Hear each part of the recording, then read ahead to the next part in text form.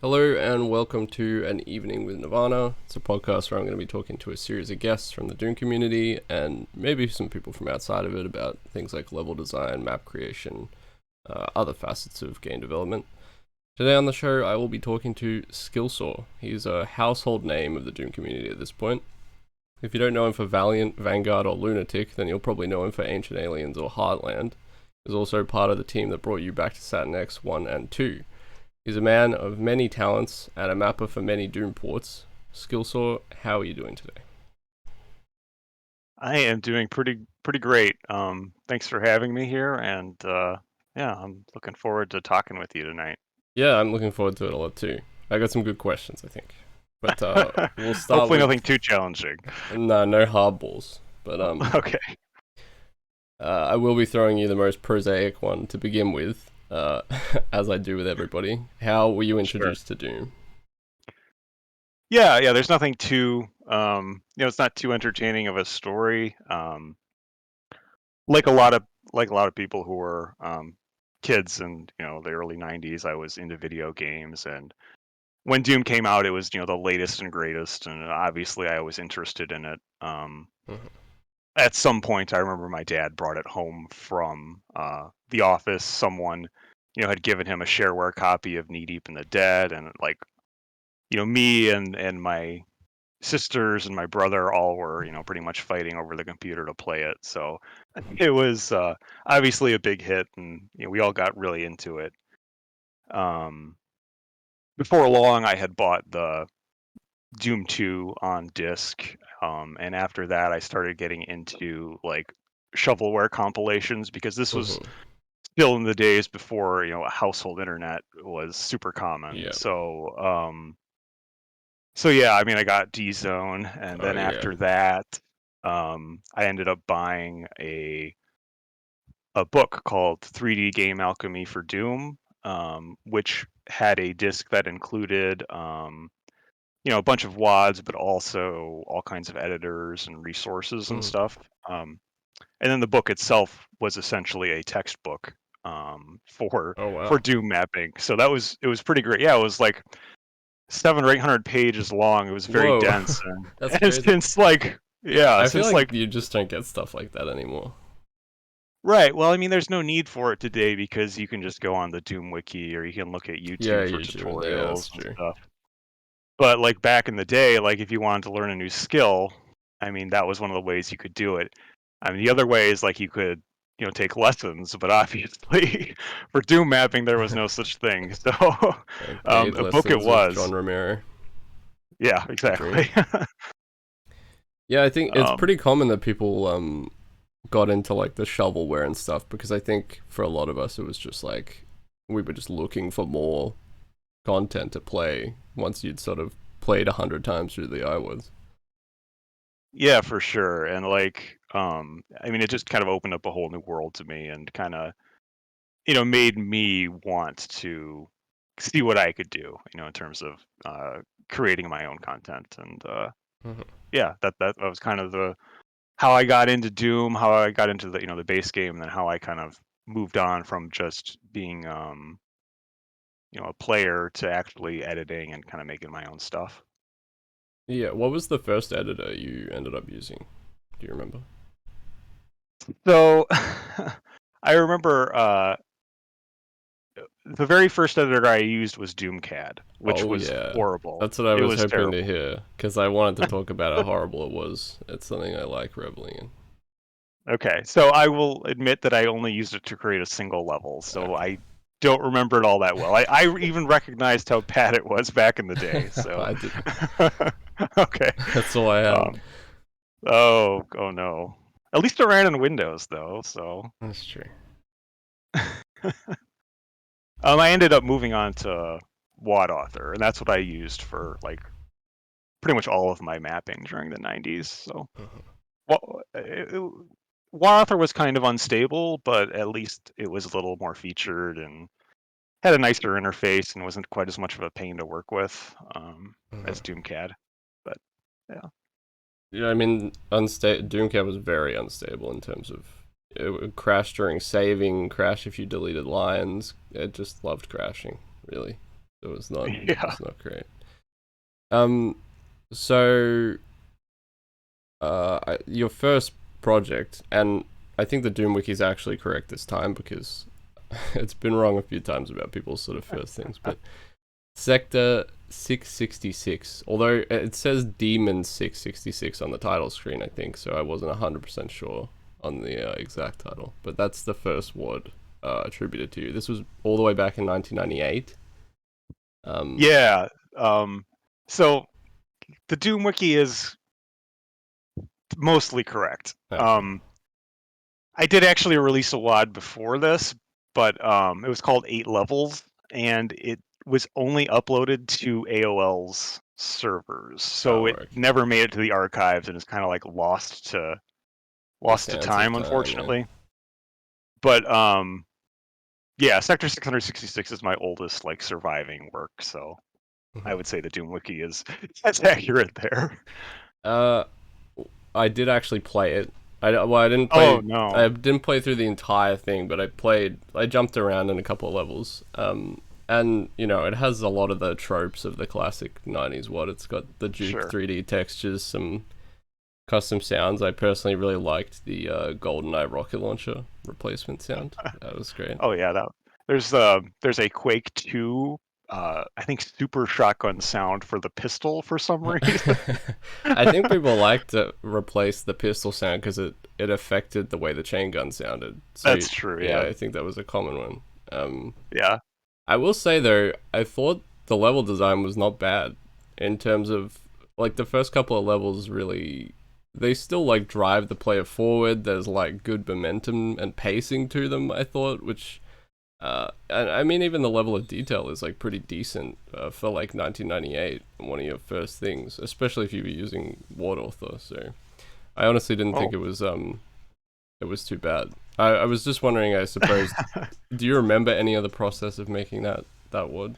And could you talk about that maybe?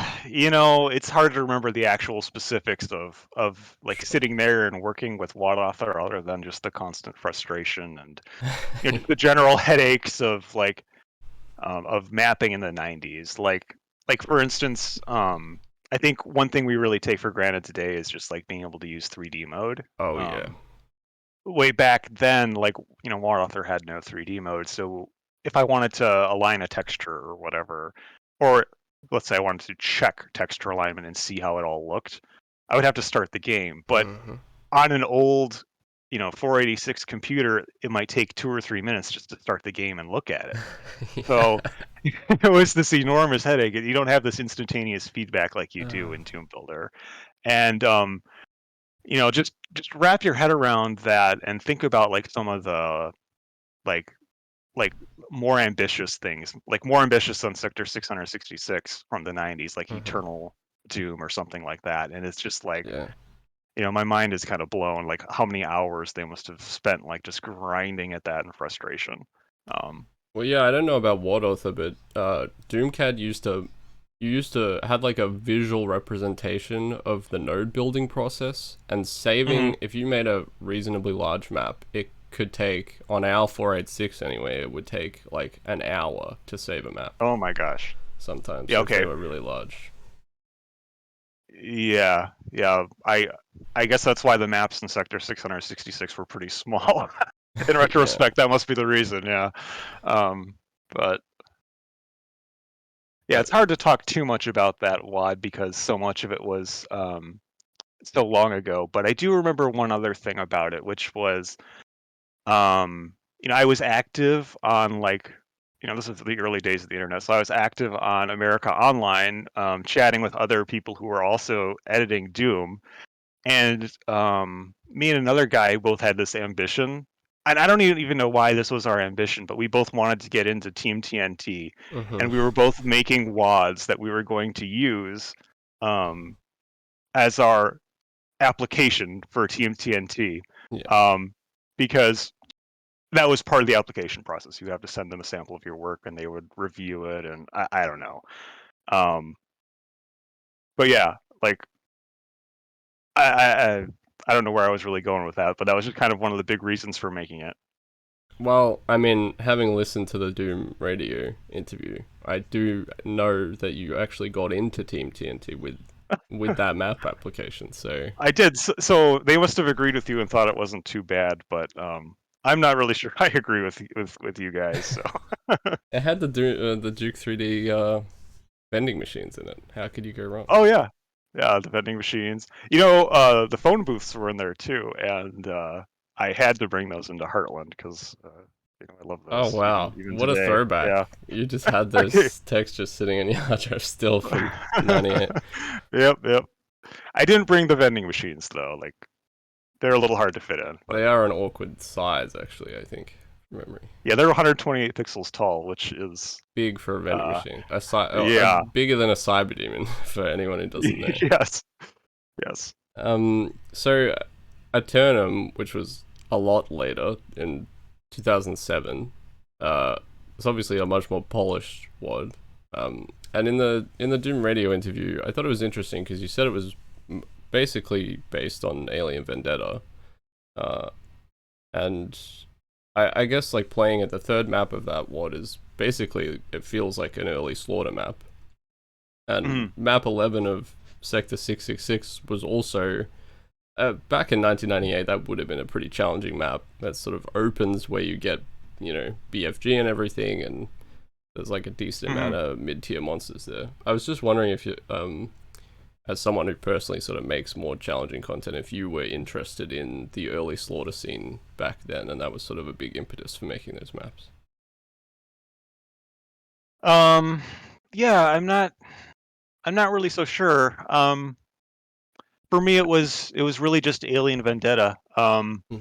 I was kind of inactive after Sector 666 for like 9 years, and I missed things like Hell Revealed and Deus Vault and a lot of that other early Kama Sutra, a lot of the other early Slaughter stuff that was going on at the time. Hmm. So for me, playing Alien Vendetta was like it was to me the one that introduced me to this whole idea that Doom's combat could be challenging and complex due to like orchestrating unique combinations of monsters and requiring the player to do stuff that at least to me seemed advanced at the time, like herding monsters around or causing infighting or things like that. Hmm. So to me, uh, I found that so novel when I played Alien Vendetta, that I was just inspired to kind of make my own thing and try to learn lessons from it. Um, and I'm not sure Eternum was entirely successful, but I feel like the combat in it was definitely more sophisticated and more Slaughter influenced than the things I had obviously done in the 90s. So yeah. I mean, I through the lens of Alien Vendetta, I would agree. Yeah, I've definitely been Hmm. inspired by like the Slaughter scene, but it was limited to that, at least at this point in time. Minimally, yeah. Yeah, I suppose I was wondering to tack on to that. How do you sure. think like your approach to difficulty and encounter design has sort of evolved over the years, uh, as opposed to maybe just being based on Alien Vendetta in those early years and Eric Allen sort of stuff. Oh, um, yeah. I'm trying to think of how it's really evolved. I Ju- think a big part of it for me has been kind of like expanding, and this moves well past Eternum, but it's Sure. moved into things like expanding the roster of monsters so I can create encounters that are dynamic in Hmm. different ways than are possible with the base game.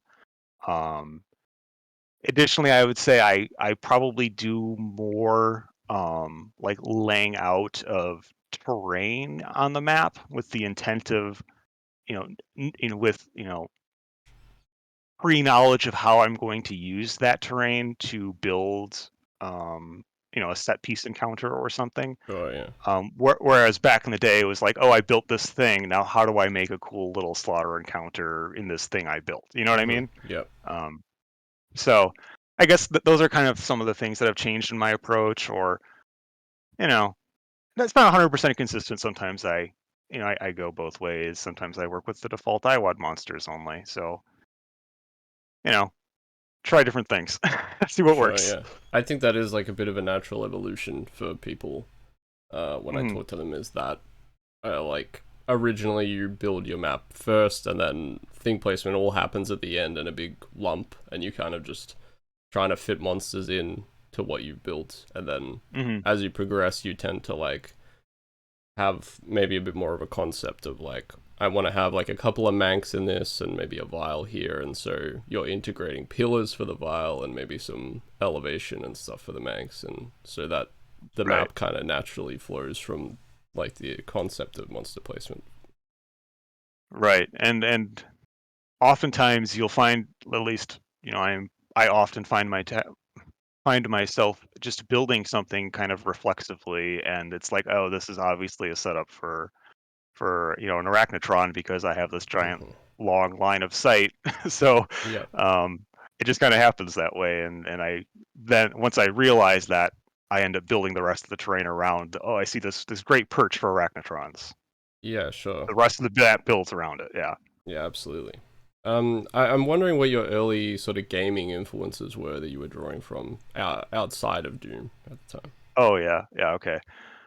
So I my first video game console was an NES, and then I also had a Super Nintendo. So I grew up playing like my favorites were like Mega Man, Mm-hmm. the beat 'em ups like Ninja Turtles and stuff, Oh yeah. Punch Out. Um, so anything bright, colorful, upbeats with catchy Mm-hmm. music is kind of like right up my alley. So I think that's one thing that I like absolutely try to bring into all of my WADs. Yeah.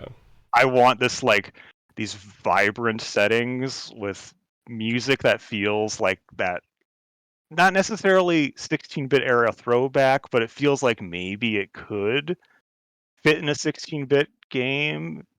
Um, yeah, Mega Man is really probably my favorite game growing up. So, Mm-hmm. um, like, there's a lot of influence of like that kind of colorful aesthetic, that heavy theming in each level. Super catchy music is what I want. Yeah. So, yeah.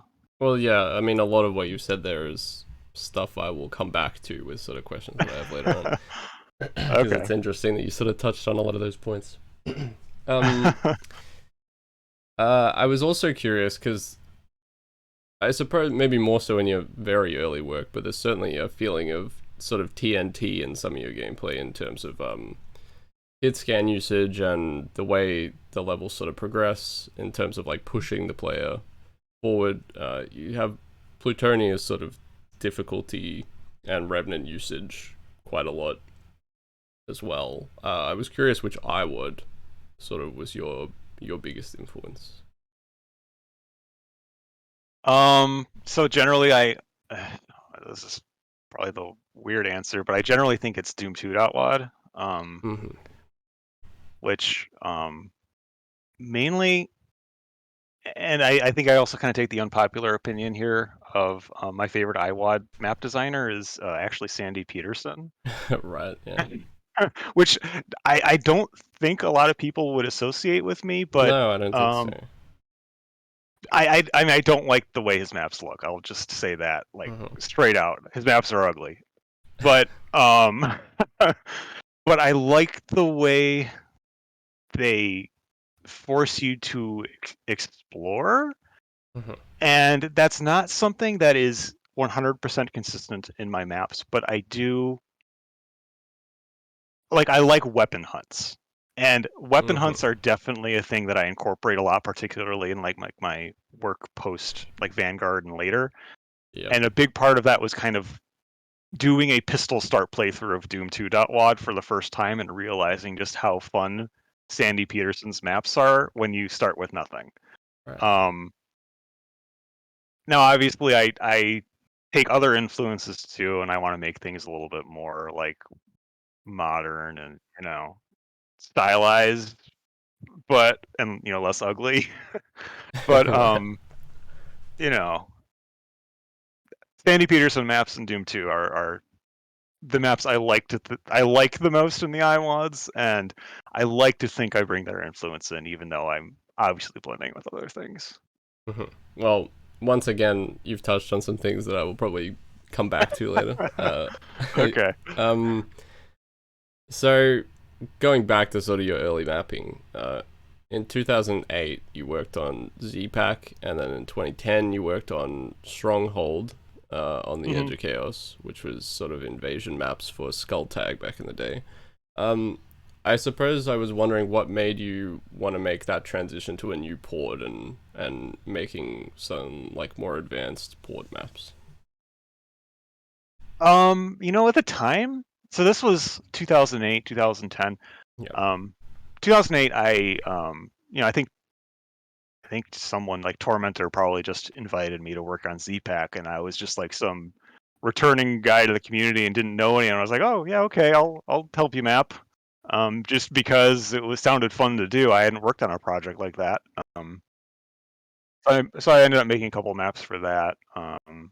And then I think I just kind of carried on that relationship with Stronghold. I don't really think there was anything particularly appealing to me about mm-hmm. doing an advanced port map. It was just that, he's the one who reached out to me first. Right, sure. So yeah, Uh, um, yeah. it's well, I guess it's interesting because then you had Hanging Gardens, which I think you said in that Doom Radio interview was going to be part of Mm, like a much larger project. So it that's did, true. yeah. Yeah, so I guess I kind of forgot about that, but yeah, Hanging Gardens. There were boy, I think there were 3 or 4 other GZ Doom maps I did along with that. That was going to be kind of a solo episode for GZ Doom, and that was just kind of like a natural extension of like, oh, I've been working with Z Doom. I might as well just keep doing it. Sure. Um, but yeah, one of those maps ended up getting converted to a Vanguard map. I think it's the Crate Maze map, Catastrophe, I think it's called. Oh, that's good. And the other 2 maps were really, really bad, and they're languishing on my hard drive. They've never seen the light of day because they are absolutely disastrous. Oh, But Sawdust 2. Just saying. oh yeah, maybe I have some scraps here and there. I could do it. That's good. You had it here first. Sawdust 2 coming out almost immediately. Um, Right. yeah, well, I suppose with Hanging Gardens, like immediately after doing those other GC Doom projects, it looked like you were sort of on a trajectory to keep mapping for that port, but then uh, I think later in the same year that you released Hanging Gardens, Vanguard came out, followed by Lunatic. So I was wondering what the impetus was for making Vanguard and coming back to Boom. Yeah. It's kind of hard to well, I think ultimately what the reasoning came down to is I don't know if you were in the community at the time Stronghold released. Were you around then? Uh, I would have been very adjacent to the community. Like I think I popped into Doomworld, but I didn't actually sort of partake. Okay. Yeah, okay. There was a lot of drama around that release. Uh, So I, as like a supporting member of that team, kind of felt pretty negatively about just where I was in the community and where I was working, mhm. alongside that team. And I kind of decided that I was gonna just go back to the drawing board and kind of restart. And I had recently played through Scythe 2 and Speed of Doom and was like pretty much in awe of like what Eric Alm and Joshi and Dark Wave had been able to accomplish with Yeah, their maps in those sets. And I loved how they played. I loved how they looked. I loved so many of the tropes that they brought with them, like the Death Exit episodes and yeah, the episodic theming and the idea um, in Speed of Doom where they would make each map as a semi-speed map, like it would take a week not, they wouldn't make it in a single session. They would give themselves a week to make a map. And to me, like this, like I kind of fused all those principles together, and I was like, what can I do with all of that? Hmm. Um, and what ended up happening is I made Vanguard, which was supposed to be a megawad. Uh-huh. Ended up only being 12 maps because I just like making a megawad is like the Yeah. dumbest thing you could do. I've heard that story many times on the forum. It was meant to Yeah, be a mega one, but I right. made 4 maps. Yeah, I mean, if theoretically, if enough people just pool their almost megawads together, like That's things would true. get done and we'd have more megawads. But anyway, yeah, it just turned into Vanguard, and like I was so like surprised and taken aback because I released it with no fanfare, and like it just kind of like exploded in Hmm. in popularity, and like I couldn't believe it. But it felt like I had made the right decisions with what I was doing. I had found the right influences that were allowing me to make maps that I thought were fun for me to play and fun for me to make and manageable for me to make, Yeah. but um, you know, also something that other people could enjoy. So like it really felt like I just kind of like, I threw the dice and I just, I came up with a win, and I just felt like I won like the jackpot. It was pretty great. Yeah, well, I mean, you said manageable to make, and I think like I don't think people really realize how important that is when you're making something Mm, creative. It's like a lot of the time that ends up being reflected in the maps too. If you're making something that's a big drain on you, then a lot of the time the work ends up suffering anyway. So I think Vanguard is mm, probably a lot better for not being a mega ward in terms of, the mm. maps that came out. Yeah, yeah. There's even in retrospect, like what's it, 11 years later, there's not a lot in there that I would say I dislike. I don't think everything's perfect, but Hmm. I would say I like most of the maps in it, which is I guess I feel pretty good about saying that. Yeah. Um, Well, I would say Vanguard is probably still my favorite release of yours. oh, that's cool. And what's interesting is that a lot of Slaughter people, challenge mappers that I sort of talk to, have the same opinion that Vanguard is their favorite of your WODs. I wonder, Mhm. I guess hearing you talk now, you talk about that Scythe 2 heavy influence on it, and I wonder now if maybe that's sort of what people in that community are feeling when they play that WOD. I guess I was wondering if you had any insight on what people might be like, what fans of that genre might, why they might enjoy Vanguard the most. Yeah. Well, I think Vanguard definitely leans into the slaughter tendencies. Hmm. I more than anything else that I've made. Um, and I don't know why. It may be that it was just because I made it so with Scythe 2 and Speed of Doom like so recently in my mind. Um, and I think one thing that gets kind of like maybe lost a little bit about Vanguard is that it was meant to be a megawad, which means that like the escalation that you get in this 12 level episode was supposed to be spread over 32 maps. Like that Sure. orange hell was supposed to be the end, and the gray bases were supposed to be 10 to 20. Maybe that like more rapid escalation has Mm. to do with the appeal that more challenge oriented mappers find in Vanguard as opposed to my later stuff. Hmm. That Um, is, yeah, that's really interesting. Actually, that could well be it. yeah, yeah, and then on top of that, I just had less of a filter about just being an asshole and putting 1,000 monsters on a map. so Yeah. so that might be part of it too. Well, it's interesting because I played a couple of your like more speed mappy things for little community projects. I sort of jumped around and played some of that stuff. And there's quite a lot of like, it does feel like when you're unfiltered, you tend to lean towards slaughter maps because the couple that I played were like pretty heavy-handed in terms of monster placement and stuff. Yeah, that wouldn't surprise me. I generally have to tune maps down more than I have to tune them up when Hmm. I'm building. So if I'm making something quickly, it's probably too hard for me. Right. So yeah, yeah. hmm so jumping to Lunatic now, I would probably argue that Lunatic is sort of the blueprint for your following WODs in terms of like the fast paced kind of eyes forward gameplay that you're known hmm for. And hmm also there's custom content in there. I think there are a couple of custom monsters, lots of custom textures, and a very unique like theme and setting. Right. So I suppose in terms of the gameplay strictly, is keeping the player moving something that you think a lot about when you're mapping? Uh, yes. Typically when I'm placing monsters, I'm trying to think about like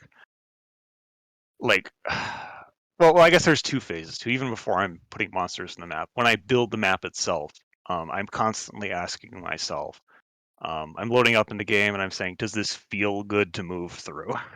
And Yeah. if it doesn't feel good to move through, I change things. Like I make things wider, narrower, whatever they need to be to make it feel like traversal has. And it's impossible to like really explain what I mean though, because it really is just a feeling. Yeah, sure. But yeah, I'm constantly asking myself, do I feel good moving through this map? And if I don't, I make changes. And then once I start placing monsters, I'm kind of cognizant of like how the map feels to move through. So I then start saying like, well, what would I do if I ran into a Mancubus around this corner? Would I turn Yeah. around? Would I try to run past him?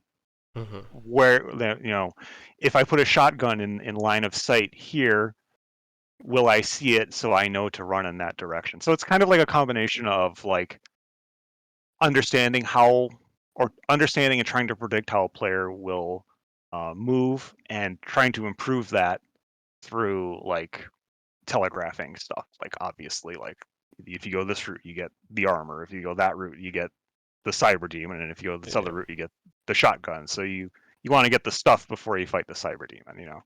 Yeah, yeah. Well, I think what maybe a lot of like brand new mappers don't realize is how much time a lot of sort of more veteran mappers spend just like like you go in and you look at one part of your map from like or one part of a room from like 10 different angles and then see, can the player see this, will they move this way, like you're trying to intuit what a player's going to do, and so much of hmm that sort of ends up leading into design decisions down the line. Right. Yeah. uh Um, I guess like also talking about that momentum, and you touched on this already, which was very interesting, but I guess the Sandy Peterson thing was what informed the sort of hot starts at the beginning of your maps that you like, where you're yeah. Yeah. running around searching for weapons.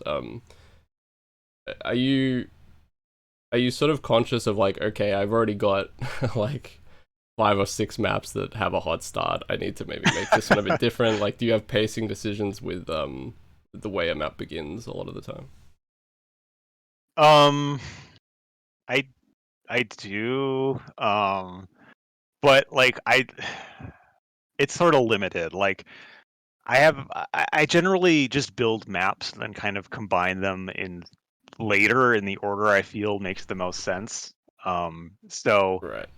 if I end up with a bunch of hot starts in a row, it may mean that I just happen to make by coincidence too many hot starts in that episode, and I'm kind of like, well, players gonna have to deal with it. Sure. Um, but as I'm constructing the episodes, yeah, I try to, put a hot start here, a more adventure-y, crawly map here, et hmm cetera, et cetera. Yeah. Uh, I suppose also with Lunatic, I mentioned like a unique setting being a big part of your WODs, and that's sort of Mhm. evident in Ancient Aliens, Valiant, all of them really. Is this a huge thing for you in terms of like, do you need a unique palette or theme to get like excited about a project initially? Um, yes. Unambiguously, yes. hmm I like honestly, it's the first thing I do every time I try to start a Right. project. I kind of spend time, um, whether it's the palette in like Ancient Aliens or it's the moon setting with the idea of having the arcade music and the hard contrasty lighting. It's like I got to come up with a few things that kind of make it like its own thing. Otherwise, I just can't like motivate myself to even really do anything for it. And once I get that idea and start getting the resources assembled, then I can actually start coming up with maps. But until I do that, I'm just like I don't even care. As it Yeah. is right now, I've been spending time prototyping like another setting for a current project, and it's just like kind of going, but I'm not like super happy with it, so I'm still Mm. putzing around with like the textures and trying to get the right things. And it feels like the most like it takes forever for me to get it right sometimes, and it feels like I'm just waiting for that dam to break because I really want to just like actually build stuff, but I just my like until I get the like episodic theme established, I just can't do it. Yeah. I think it's definitely become more and more part of my process too, in terms of these days I tend to just like, I have to like whip some sort of palette up, or like have a specific texture pack in mind, or even Mhm. even like a collection of MIDI. Like I will find like a sort of theme of MIDIs that I want to use, and then that'll inform design or something. But there has to be something thematic kind of tying things together, otherwise it's really difficult to get going. Yeah, for sure. I'm the same way. Mhm. um so I suppose like when I think about your style in terms of uh like your detailing and mapping, it's usually really visually striking, but it doesn't necessarily use like a lot of lines. Like you're not a line def heavy mapper, to my mind. Hmm. Uh is that something very deliberate? Do you aim for a minimalistic approach because you want to sort of highlight things more simply, or is that just sort of a natural way that you've ended up mapping? It's kind of a combination of things. I think earlier we talked about just making mapping manageable Yeah, and being I don't want to say minimalistic because I'm not minimalistic, but like having sure. a simpler construction style like I do tends to make things manageable. If it lets me make a lot of maps quickly, and it lets me revise maps if I need to without too much grief. Hmm. Um, I think another thing that kind of contributed to this is just working on a bunch of maps for Back to Saturn X, Yeah, that was which my were next question. okay. So you were leading me on to that. All right, but yeah, with Back to Saturn X, it was like you know we're trying to make maps that look as good as we can, but we can only use 128 visplanes and we can only use 256 segs, so we have to do um, everything we can to make them look good with as simple as construction as possible. That involves things like just having good contrasty sets of textures, good color usage, not a lot of lines, Hmm. and interesting shapes, interesting lighting over you know um, sector detail or things like that, and working on that, those Back to Saturn X maps I did in 2011, 2012, 2013 ended up kind of informing the style that I have kind of made more minimal. Again, I hesitate to use the word minimalistic, Yeah, but more you of can that blame simple me for using construction. them. Right, and that like streamlined construction that I Sure. use. It's clean. Clean is Yeah, yeah, the there word you I go. normally use myself. Uh-huh. That clean construction that I have kind of made my style in Valiant and Ancient Aliens, and Uh-huh. and I would argue Heartland as well, even though um, it's Yeah, clean in a different way. I think it's clean in terms of texture theming and things like that. Maybe obviously it's a bit busier with line count because there's a lot of eternity Right. stuff going on with portals and stacking lines and stuff. But Right. yeah. Uh, Yeah. so just to touch back on BTSX, you went from vanilla originally, then you go to Z Doom, then Boom, and then I'm curious what made you want to jump in and do a vanilla project? Was it sort of a deliberate like, oh, this might be a challenge, or was this just this person asked me to map and it sounds pretty cool? Um, yeah, I think Essel Fortium demonstrated the textures to me or shared them with me, and like I was like really enthusiastic to work with them because like she does really great texture work. Oh yeah. So I was kind of excited like immediately. I don't even know if she told me it was vanilla, like initially. Right. I, You got it ended baited. up just right, yeah. I don't even remember, but whether or not it was vanilla wasn't even really a factor. It was just like, well, I want to work with these textures, and I know like a lot of other mappers are working on this. We're gonna have like a great team. It's gonna be super exciting, and um, you know, I was obviously happy to do work for it because like I did end up making like I don't know 5 maps, 6 maps for it, something like that.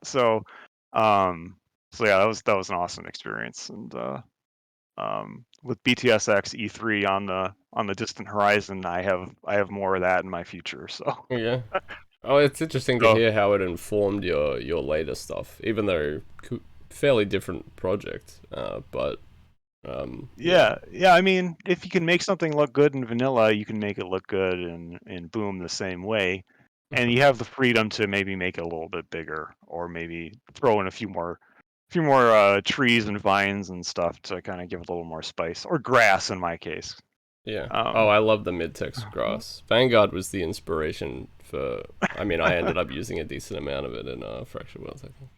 okay, yeah, cool. Yeah, I love every time I see mid-text grass, like I instantly love the wad. So Well, there you go.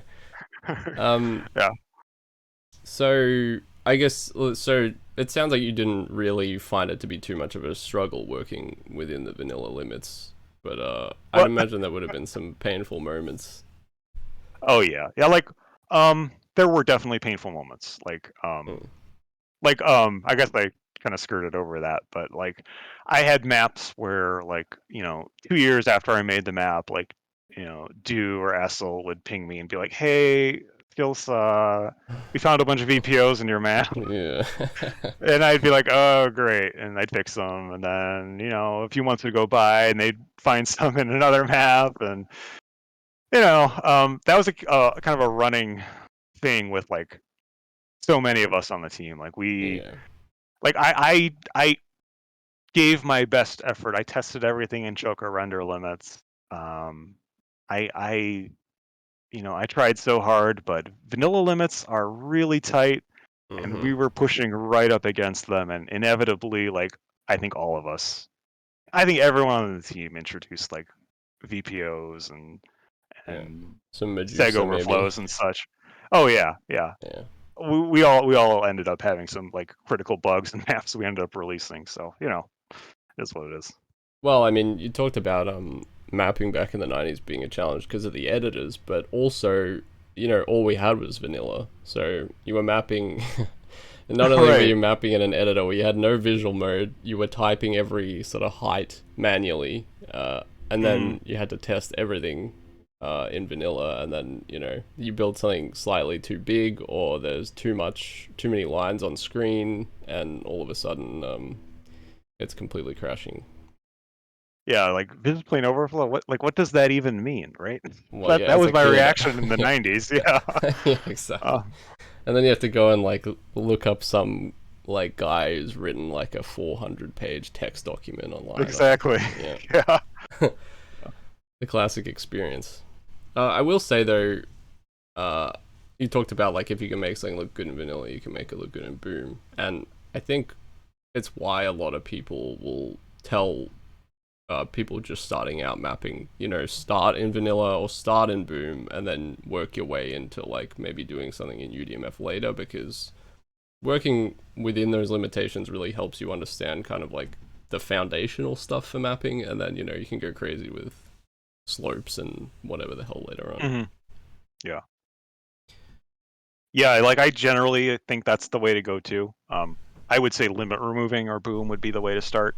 I Yeah. would stay away from vanilla, but if you're starting out, learn the fundamentals, learn how to make nice layouts, learn how to do nice clean material texturing, learn how to do all that kind of fundamental stuff, and then you can carry that over to UDMF. That said, Yeah. like if the reason you're mapping is because you want to make like big 3D, bridge burner style maps, like Uh-huh. seriously, just do UDMF, and Yeah. you'll learn. Like you can learn either way, but like if that's your sole reason to map, that just start there, and you'll be fine. Yeah, I mean, definitely no strict kind of rule set, but or Yeah, map for Quake. or that. Yeah, that might be the better idea. Yeah. Uh, so you worked on. I mean, you've done a lot of community projects over the years, and things like BTSX, where you're part of a team, and even in what a lot of people may sort of have the misconception they're sort of just standalone projects like Ancient Aliens and stuff. There's a lot of collaboration there. Uh, is that collaborative process important to you when you map these days? um, Collaboration is weird to me. Uh, Uh, in both cases, it's like Ancient Aliens and Heartland, which are kind of the collaboration driven projects that I started. On my like wiki page there, yeah. I I kind of just worked by myself under the assumption that I would be making this project by myself, and as I shared stuff about it with people on pretty much within our like BTSX discussion channel, Yeah. you can probably see the overlap between the people on all the projects. Um, like you know Essel and Stewboy and Zazer and others do, et cetera, et cetera. Everyone like Uh-huh. just kind of was like, "Oh, this looks cool. I want to help." And I'm like, "Oh, okay, yeah, that sounds great." And no surprise at all that like their contributions end up being like awesome, and like Stewboy's soundtracks end up being like almost feel like it's the defining thing, like Mm. even more so than the palette about like Ancient Aliens aesthetic is Yeah. the music. And like it just amazes me that like something that I started was able to generate like excitement that you know that resulted in so much contribution, and it's like I get a little tear in my eye just thinking about it. It was so cool. Oh, well, So when I got to Ancient Aliens, I was going to ask you about Stew Boy, but I guess I'll ask now. Sort of how uh, did that uh, team up sort of end up happening in the first place, and what's that been like, I guess? yeah, so Stewboy, as I said, he was on the Back to Saturn X team, right? He did, I don't know, 4 or 5 minis for that. Mm-hmm. Um, and so he was in the channel, and I'm just like sharing screenshots. It's 2015, and I'm just like sharing screenshots of Ancient Aliens maps as I make them. I'm like, hey, does this look cool?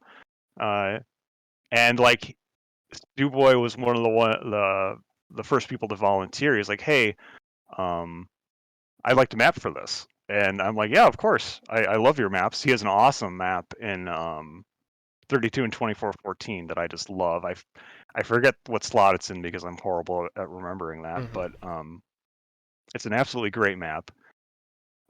And like his Ancient Aliens map is actually pretty similar to it, although it's less mean. Unfortunate. Yeah, I suppose.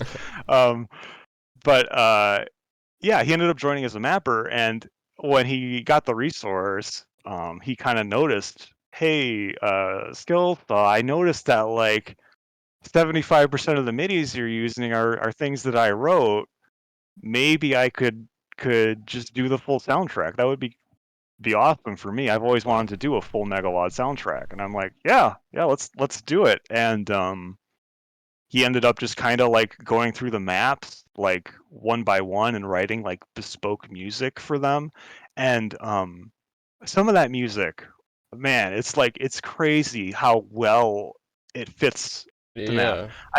I think the one in particular that I think just like I cannot even imagine it on any other map is the music for the MIDI is called Trapeze, and it's for map 18, Illuminati Revealed, which is the Illuminati pyramid Oh, yeah, yeah. icon of thin spawner map, and like the music just feels like I don't know, like it's like I don't know, synergy is like a corporate nonsense buzzword, but it is like Yeah. real synergy there. Like the music and the map, just the aesthetic just works perfectly together, and I'm just like blown away by what he did there. So, um, like Yeah, that was just that was just like a continuous experience for me. Like with Ancient Aliens, it's just like wow, I cannot believe what Stu Boy's doing here.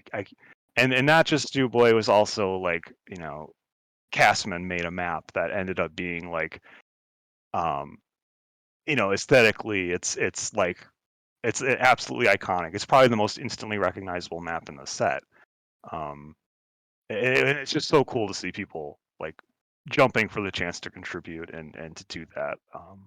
Again, like a little tear in my eye every time I think about it. So yeah. awesome I experience. mean, I've definitely had that experience of, uh, you're just discussing something, and then someone's like, "Oh, well, how about I help you? Like, do that." Like, I don't know. Like Rubik's had a couple of midis lying around that he touched up, and they ended up in Fractured World and stuff, and he was very like magnanimous in helping with a lot of things of that Hmm. project. And uh, I feel like the Doom community is like, there's just a lot of people who will do a lot of amazing things for free, which is what's sort of so great about it. Yeah, I wonder if that's kind of rooted in the Doom community being like a community from like the 90s when the internet was so different and people weren't Uh-huh. just trying to monetize their hobbies, and it was just Content, about like content, content. exactly. Yeah. Yeah. And also, maybe rooted slightly in the fact that, Doom became open source and everything, and the whole community That sort of birthed from that. that's true too, yeah. So coming back, from Ancient Aliens back to Valiant, it's sort of heralded as the favorite WOD of a lot of Doom community members, for good reason. So you said Vanguard was meant to be a Mega WOD originally. What made you want to actually come back and do a completed Mega WOD with Valiant? Yeah, it's when you make something and you get the level of validation that I got from the community after making Vanguard. It was like I gave me a second wind to try it again. Mm-hmm. And I kept the same kind of restrictions in place that I did with Vanguard. So it was again this idea of having themed episodes where I could kind of like crank out levels fairly quickly, because I kind of knew what their aesthetic would be, and also I give myself like a 1 week time limit for each map, which I think like 90% of the maps ended up meeting. Um, so things like that kind of made it possible for me to it made it attainable for me to do it. Um, and yeah, it really was just a result of kind of getting so much like positive feedback, so much like outpouring of people who really enjoyed Vanguard, who really enjoyed Lunatic, and it was like, I guess I can find the energy to do this. And Mm-hmm. it had been, the idea of making a megawatt had been sort of like a, I don't know, like a bucket list kind of item for me. So, I was I was willing to give it another shot. Mm-hmm. And overall, how were you feeling about the project by the end of it? Was it like quite draining to make that many maps, or did you find that, because of the way you'd sort of segmented things and made it more manageable for yourself, that it actually was like an okay time frame to make that much stuff? Um, it ended up taking 3 years, and I think there are definitely maps where I was just like, I can't look at this anymore. I'm Yeah. I'm getting sick of it. But I think overall, I felt positively more often than I felt negatively, so I was able to get through it. Um, Mhm. I think those slumps will hit anyone over the idea of making a megawatt is I mean, it's just an overwhelming amount of work, and I think It you're is. gonna you're gonna run out of steam at points. So um, I definitely had those feelings, but somehow I pulled through. Uh-huh. So I feel like, at least in your later stuff, maybe actually from Lunatic onwards, you generally have a few custom monsters in the WOD, and I wonder if this is well, I wonder if this is like in the Doom Radio interview you mentioned you really liked sort of the decorate monsters back in the day and putting them everywhere. So I wondered if that sort of came from sort of playing around with decorate a lot in the past, and how important do you think having these custom monsters in is for you in terms of constructing a theme and wanting to work on something? Oh, honestly, for me, it's non-negotiable. Like any project I do is gonna have custom monsters. Mm-hmm. Um, Which is fairly which unique, I think. yeah, maybe. I'm not sure. I guess I can't off the top of my head name any other mappers who would feel that way, but I mean, I feel like there's spice. It's a tool we have. Why not use it? Um, there's thousands and thousands of Doom levels that just use the base monsters. You can throw a couple new ones in and make some things that are a little bit new or a little bit different or a little bit unexpected, and it's spice, it's flavor. Mm-hmm. Um, you And don't have to. sorry, you go. I was going to say they don't have to be like the cornerstone of your design. They can just be, a little bonus, a little flavor. They can be a boss that shows up once. It doesn't have to. You don't have to try to redefine the game. It's just like for me, this little bit of extra flavor goes such a long way, and I really appreciate it when I play WADs that have kind of like a um, just tasteful use of custom monsters, or even just a complete something like TPH is just like a complete revamp of everything. TPH being Tarnsman's projectile hell. Oh, right. Yep. Um, so yeah, I love that stuff. When you're sort of trying to build like a new roster for a project like Ancient Aliens has a couple of extra sort of monsters in there, are you is the impetus usually like, oh, I have this idea for this type of encounter and it would require something that does this, or is it more this would fit well into the Doom sandbox, or like what are you looking for, I guess? Yeah, it's more the latter. It's like I think there are kind of, in my opinion, if you look at Doom's roster, there are two big gaps Mm-hmm. that I try.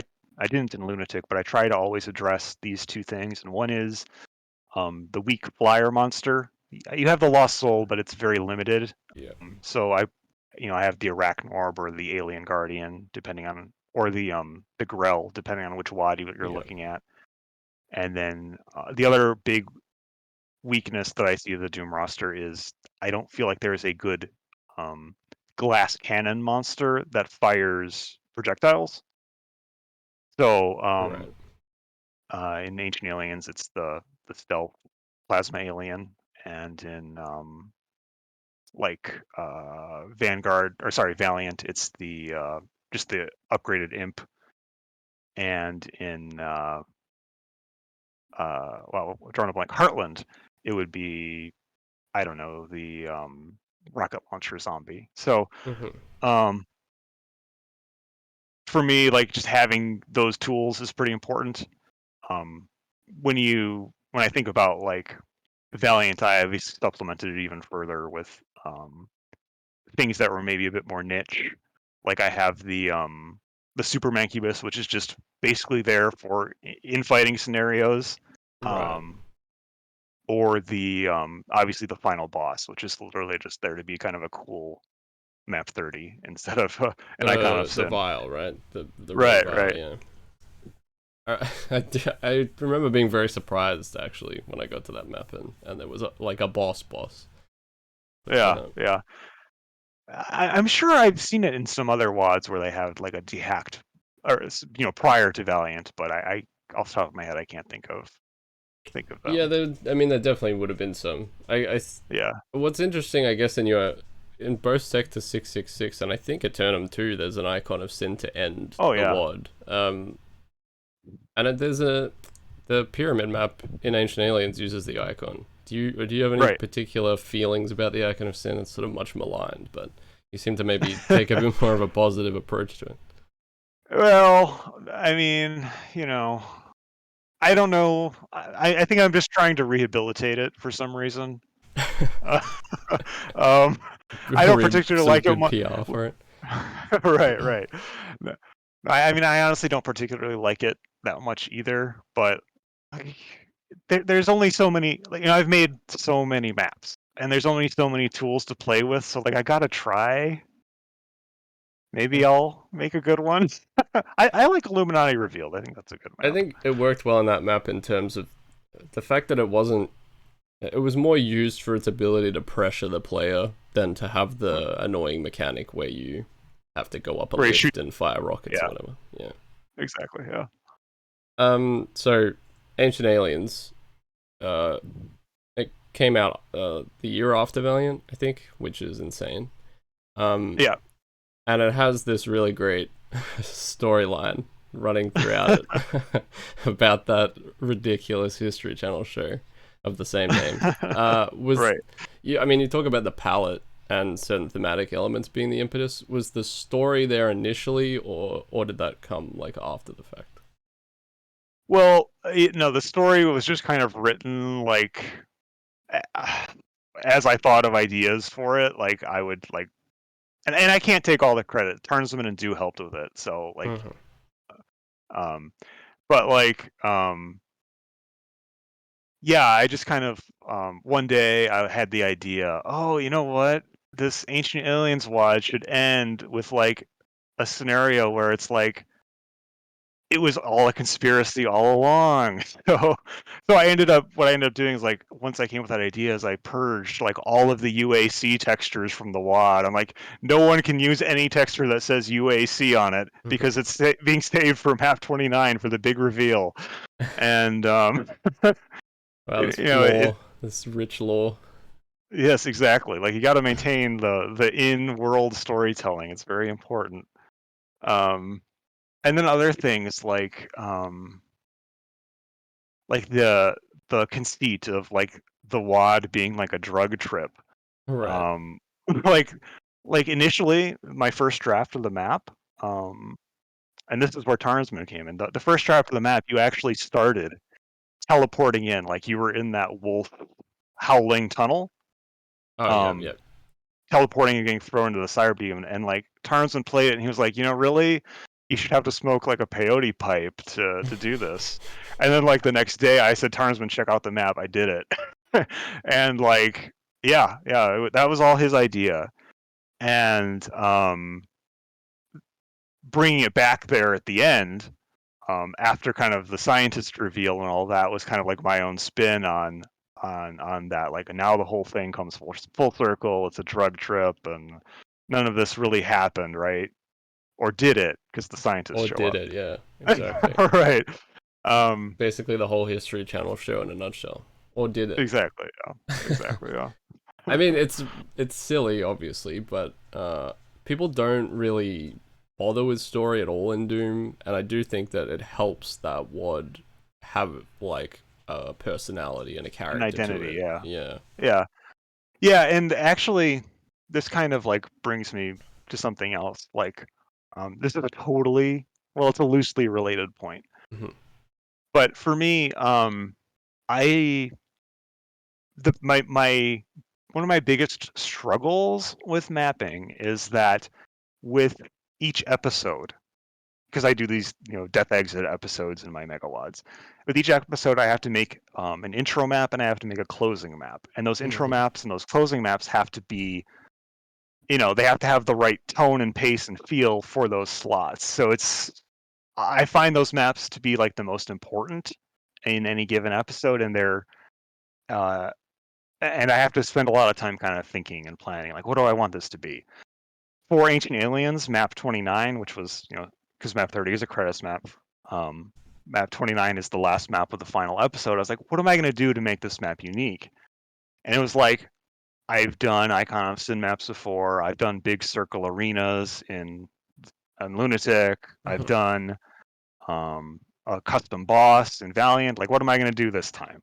And I was like, what if I, instead of making it a boss, I make it like a story reveal? And that's why people will remember the end of Ancient Aliens. And that's kind of like where that all kind of grew out of. Is like, I had to like play up the story way more because I had this idea that in order to make this closing map memorable for the final episode, it was going to be that story. So I had to try to exaggerate those elements elsewhere and make it more in your face and more obvious. And yeah, I guess that's the point that I was trying to get to.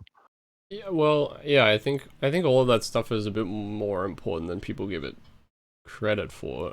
I suppose like I learnt it from other avenues and stuff, and a bit from your words too, but that idea of having an opening and a closing map, and there's something about when you play a WOD where you can tell the author has like thought about everything. Like they want to keep a consistent tone throughout, so these opening and closing maps stop you from like leading back into Doom 2 or whatever. I think that like all these little details are what really sort of makes a WOD stand out from other WODs overall.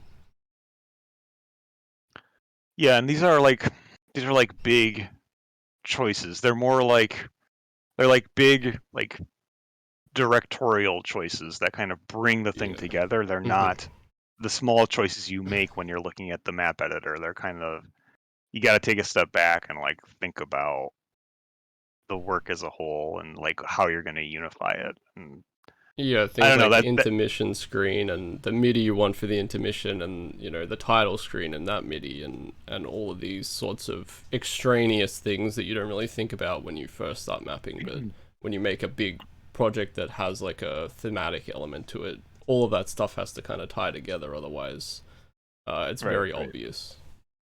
Yeah. Yeah, I definitely, I think kind of the other what I think of when you talk about these types of big directorial choices, themes, bringing everything together, having a story, and that kind of cohesion. The why that jumps out at me is always Going Down. Right, yeah. And Going Down came out in 2014, if I remember correctly, and it was definitely like the Going Down was a huge influence for me on Ancient Aliens. Not really in the like level design department, or like the looks or anything like that. Just in the ideas. Like when I played it, I remember more than anything else, I was just impressed by like the unifying vision behind it, and like that's something that like I was like, okay, this is something that I have to learn from, and this is something that I have to kind of like bring into my own work now, because like this is so cool, and this makes the WOD, this elevates the WOD, right? It just makes it so much exactly. more than just it's more than just Doom maps now. Now Yeah, it's it's like not just like a collection of maps. Now it's got this cohesive thing going on in the background. Yeah.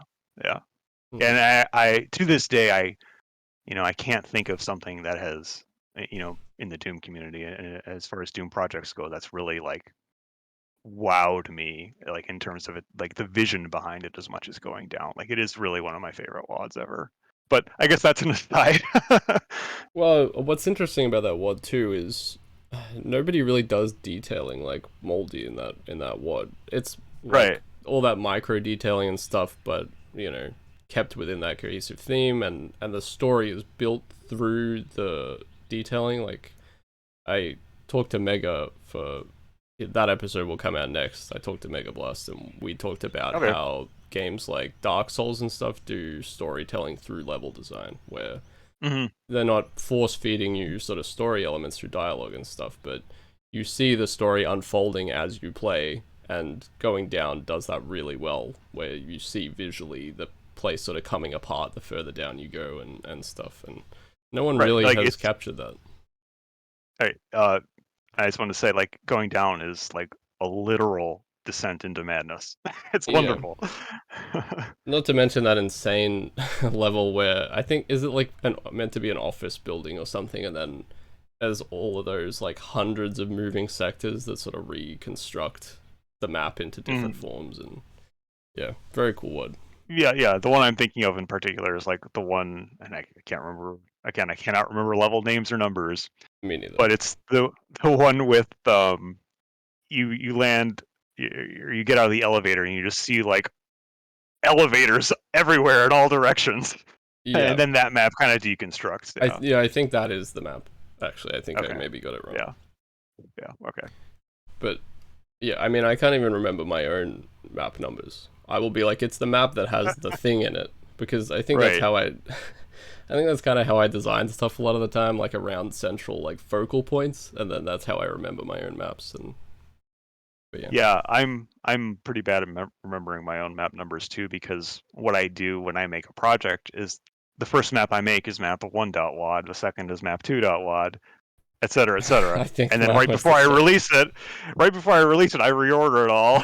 And then when someone tells me something's wrong with map 1, I have no idea what they're talking about.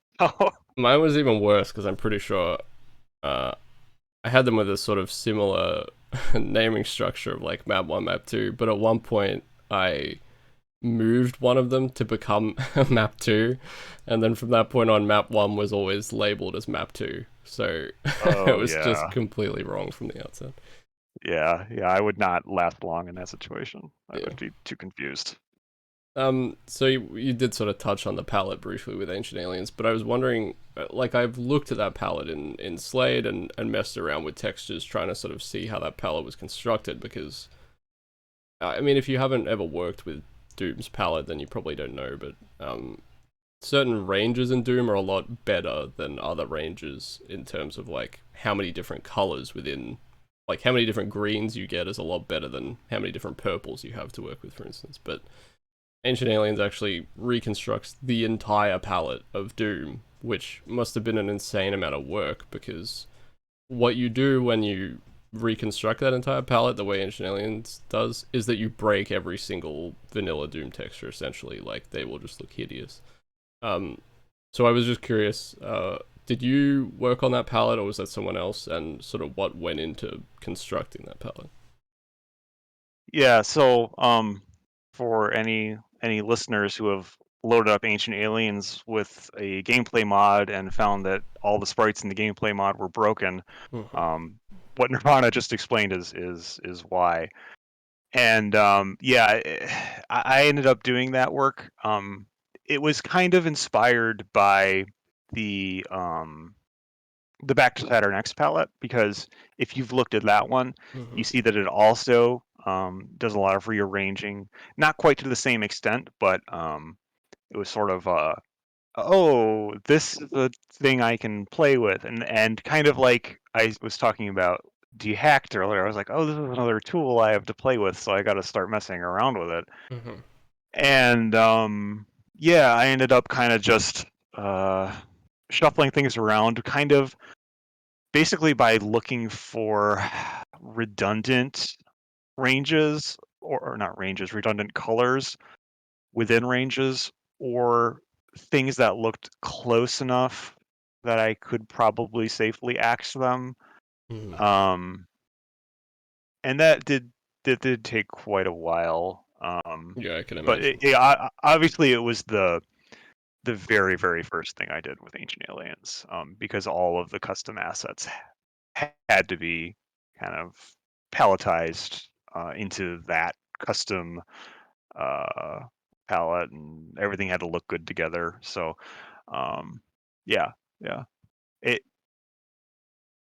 I want to say that I highly recommend doing this kind of palette work because it can make your wad look awesome. But Mhm. I also want to say that it is like just a gigantic amount of work, and you will like over the course of a year working on Ancient Aliens, there were so many times where I had to like re-import tons and tons of Oh assets, yeah. and yeah, it was like I make a subtle change to the palette. and then all of a sudden I'm re-importing everything and trying to Uh-huh. round it all up again. So it's like try your best. If I have to give a piece of advice, it's like try your best to get it as close to set in stone as you can before you go too far, because like it is a gigantic pain to make changes to it after the fact. Uh, you'll also run into like problems that you didn't really think about, like in Fractured Worlds when I did the palette for that, I changed the green range to cyan for it, and uh, what you find out very quickly about Doom is that when they design textures and all the weapons and even some HUD elements, I think they put a lot of random dark green pixels in, Yeah. which meant that for Fractured Worlds, I basically had to go through every texture and convert a whole bunch of them, like specifically any metal textures, anything from CC4 that's metal or any of those, they all had to be converted to change those dark green pixels to gray or something, and just like endless like time spent finding these little random green pixels. And Yeah, then and and like those pixels and stuff, they'll just show up like months after the fact. You'll just see one. You'll be like, how did I miss this? they're always twice as bright as the original Yeah. color too. Uh, but and I ran into another problem which I didn't even know about. But Rubix was testing a map, and he was like, "Oh, like your dark range is like not dark enough here. Like I think because it might just be a Boom specific thing, maybe specifically with software rendering actually, at least where it shows up the worst. But there's like another set of ranges where like you need a dark enough, like if you say, because I changed the greens, I needed them to go down to a dark enough level where shadows in Boom would show up as the correct color, but instead it was bleeding into my blues. So I was ending up with like very bright or like fairly bright blues coming in when like the renderer was trying to render shadowing. So I mean, I had no idea how to fix this. Rubix ended up helping me with it, but like No, okay. I It suppose, sounds like yeah, probably a color map issue it where was, like yeah. the because Slade will automatically generate a color map, and it'll do like a nearest match on your existing palette, but sometimes the nearest match is blue and not green. Sure. Just because it's at that right level of darkness for that grade of lighting in the color map, and like you get weird results like that. So that was one of those things I had to do too, is like manually touching up the color map in an image editor and getting it to look right, and testing it in the game and just making sure it didn't look too bad, because you can see some weird stuff if you screw that up. Like you can start seeing things start to glow in the dark, and Mm-hmm. like again, yeah, like as I said, like it's a nice tool to have in your toolbox, and like I want to play with it, but it can introduce a ton of work. Well, yeah, I think the solution there for me was, or for Rubik's rather, who actually fixed it. But the basically ended up like if you look at that palette, the white indices that aren't used got converted into much darker cyan, so that the color map would naturally select those instead of the darker blues, and that sort of fixed the problem. Oh, okay. But I suppose the point of all of this rambling was just that the palette for Ancient Aliens is like incredibly well put together in terms of what it manages to do with the Doom palette. Yeah, I felt like pretty lucky that I was able to squeeze so much out of it, because like a lot of times with a palette, you'll notice that like it's not adding stuff. It's just like, oh, now my greens are teal or my blues are purple now or whatever. Yeah, I mean that's what I do But for sure. with Ancient Aliens, I was like actually able to like keep uh sort of keep most of the stuff. Some of Uh-huh. it is a bit different, but like I still have all the reds, I still have green, I still have blue, I still have and now I also have purple and teal and magenta, right? Sure. So yeah, I mean that was just really like lucky that it ended up working out so well. It was definitely an experiment. Yeah. Well, I mean, big part of the theme of that word for sure. Um, so with music, I suppose you sort of do it a bit like from what you talked about with Shoeboy. You sort of do the process a bit backwards to a lot of people. Like a lot of mappers will find a MIDI to begin with, and then that helps inform the process of making the map. Sometimes they'll listen to the MIDI while making the map, things like that. But with you, it sounds like you build the maps and then Shoeboy comes in at the end and puts music to your work, which is like an interesting way to work with music, I think, for Doom. Yeah, for Ancient Aliens and Heartland, Stu Boy would come in after the fact and actually just score, bespoke music for the maps. So it was like his idea of. I would give him like, maybe I would have a placeholder MIDI or something, and I would say, and I would say something like, "Oh, I'm looking for something energetic or upbeat, or I'm looking for something moody, or whatever. I'm something epic." And then I let his imagination kind of run wild, and he would kind of do with that whatever he wanted. Because obviously he's the musical genius. I'm just some guy. Well, So yeah, I was happy that he would do that. And yeah, as I said earlier, just like thrilled like with what he came up with. With my older projects though, like before I started working with Stu Boy, I was kind of, I don't know, I was in maybe more of a between camp. I was there were definitely cases where I picked a MIDI and then made a map. I think kind of the most obvious example is the Final Countdown map for Lunatic. yeah. Is that just in Lunatic? I thought there was a final countdown in. Yeah, it's a secret area in Valiant, Rocket Yeah. Zone 2, which I think is 27, if I remember correctly. Well, someone will know better than you which map number. Probably. Yes, yeah. Although, that wouldn't would have been that was, I think, the last map I did, so that would have been like map 40 or something like that, map 40.1. Because of all the sawdust. Right, of course. Maps. So yeah, but for other maps, like I would like during Vanguard and Lunatic and Valiant, I would just like throw a placeholder MIDI on the map, and I'd be like, does this work? And I'd leave it on there for a few hours or a day, and then I'd be like, this doesn't work, and I'd pick another one, and eventually I'd find one that was like, this is just right, or this is good enough in some cases. But yeah, I typically don't listen to MIDI music while I'm actually working. I tend to put on either I'm a Chicago Cubs fan, so my Cubs games, or I'm a Bucks fan, so Bucks games if they're playing, or just podcasts or whatever. So right, yeah. I tend to listen to music or a podcast or something too. Cool. So for Imperador, which is map 32 of Eve Eternity, which you made, it has like a pretty unique tone for the WOD, and it uses, I want to say, like some of the more underutilized textures in OTEX, at least in that combination. Was it kind of your goal to make something that stood out a lot for that 32 slot? Well, Dragonfly, man, yeah, Dragonfly had told me that I had a secret map slot, so I was like, well, that's nice because I don't have to like study one of the existing themes and try to adhere to it. I can just kind of like do whatever I want. Get weird. Yeah, I ultimately I didn't get that weird. I just was like, well, I want to make like a desert fortress. So that's what I made. I made like a desert demonic fortress with golden liquid everywhere.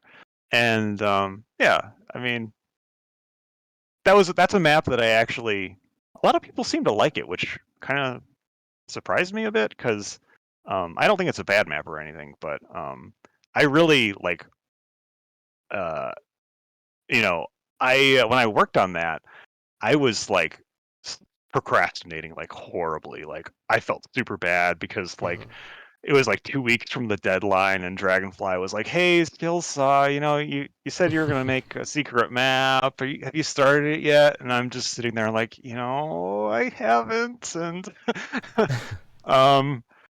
yeah, I ended up cranking through it like really quick because I didn't want to hold anything up, because like I didn't want to be that guy. And Yeah. Well, I got it done. It ended up okay.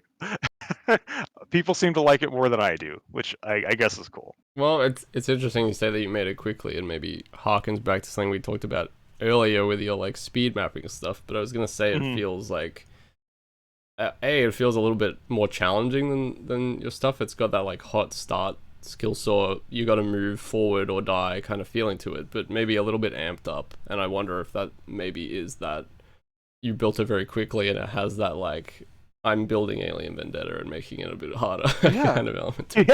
yeah, maybe it does. Like I think one thing that kind of characterizes the opening to that map, at least, is like you have to crawl up like a not super narrow, but a fairly narrow walkway, and there's lots of annoying monsters sniping at you and stuff. So Mm.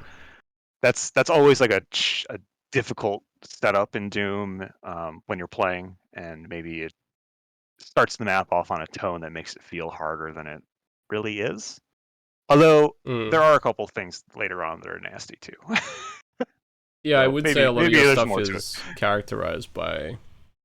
I mean, I don't think this is an influence of yours. It may be, I don't know, but Skepland kind of has that feeling of this feels in like that takes it to the next level, I suppose, where the beginning feels sort of insurmountable, where you need to get a real foothold, but then once you have that foothold, things kind of calm down. And that's sort of the pacing I feel for a lot of your maps, where explosive beginning and then you get this foothold and then gradually it's like, okay, things have calmed down a little bit and now I can kind of deal with this encounter or this or start making decisions. Yeah, I think that shines through more in like Vanguard than anything else. Mm. I'm at least I'm thinking of like map 5 of Vanguard, and map 10, which are Forgotten Village, I think, and Superstructure. So the two of the more slaughtery maps, slaughter Sure. sandbox maps. But yeah, um, with regards to Skepland, I've heard so much about it, but I've never played it, so I don't know. It's It's not very good. influenced, but yeah, and it's supposed to be like what, 3 maps, 4 maps? It's It's very three, short, yeah, right? three I 3. think, but they're difficult. It's like Right. Plutonia on crack, kind of like. But what's impressive about it is, uh, he'll make a fight and it's like three monsters and it's the most challenging fight you've ever experienced. Like his use, like the amount he gets out of each individual monster in that Hmm. WOD is extremely impressive, and I think it's notable for that reason, and maybe something that like people should play if they're looking for inspiration in that kind of combat. Yeah, yeah. I mean, I've heard the same thing about like another series of WADs I haven't played, but like the Chord series of WADs from the 90s. Oh yeah, no, never even heard of it actually. Yeah, Chord like with a CH, as in like a Yeah, guitar chord. But yeah, I haven't played those either. well, now's the time. Um, Yeah. so moving on to Heartland, which is your most recent release. You moved over to Eternity for it. One of the big sort of defining features of it. What made you want to jump ports again to Eternity this time? Um, the funny thing about it is that for me, it's not really a jump because I've been Okay, using Eternity as my daily driver like for years and years. right. So it was less. I would say it was maybe less Eternity and more just that I really wanted to make an advanced port WAD, and just being in my situation where like I use Eternity every day already. I I talk with Alt Azimuth, you know, often, and he's like the more active Eternity dev currently. So it's like it just made sense for me to work with it, Right. even though like I know had I made Heartland for GZ Doom, like it would have had a better audience or like a bigger audience, Mm-hmm. and I would have had access to some other cool features that maybe Eternity didn't have. But ultimately, it's just like uh, it just felt like it made sense for me to use Eternity as my target for an advanced port WAD. And on top of that, it's just like the linked portals in Eternity are. And I know GZ Mm-hmm. Doom supports like some kind of linked portals as well. I'm less knowledgeable about how they work there and if they're as flexible. But like linked portals in Eternity are like the coolest mapping feature ever, and they completely change the way you think about everything. So Yeah. as someone who's been mapping, we've gone through my Doom Wiki page. I've been mapping on and off since the late 90s. It was like awesome to do something that like challenged like the very like even the more basic ways I thought about like how to build layouts and how Yeah, to. sure. So like it was really cool to do for me. Yeah, I think UDMF does. I think I don't know now specifically, but I think Eternity's portals are maybe a little more stable. But UDMF can do it can do Mhm. vertical portals and like horizontal. So you can do like line portals and sector portals. So you can go like Okay. vertically through a portal and then fall down into a room, or you can Right. Right. yeah, walk through one and come into a different space. I think, which I don't know if does Eternity just do sort of horizontally planed ones, or how do they function? Yeah. Eternity supports planar portals, which lets you stack sectors vertically. Mm-hmm. It does line portals, which again lets you move from one line def to another line def. Yeah. And then it also supports another type called edge portals, which are kind of harder to explain, but essentially what they let you do is they let you put a portal on the.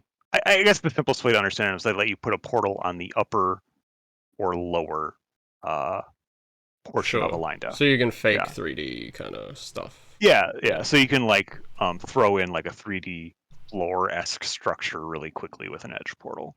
Yeah. Whereas your more structural stuff is going to be with the stacked sector floor and ceiling portals, planar Mm-hmm. portals. Yeah. So I guess when you were designing the WOD, what were your main sort of goals for it? Were you trying to like extol the virtues of Eternity, or was it more just like enabling ideas that you already had? Um. Little column A, little column B. Really. Mm-hmm. I wanted to. Eternity has so many cool features, and it's been so neglected by mappers.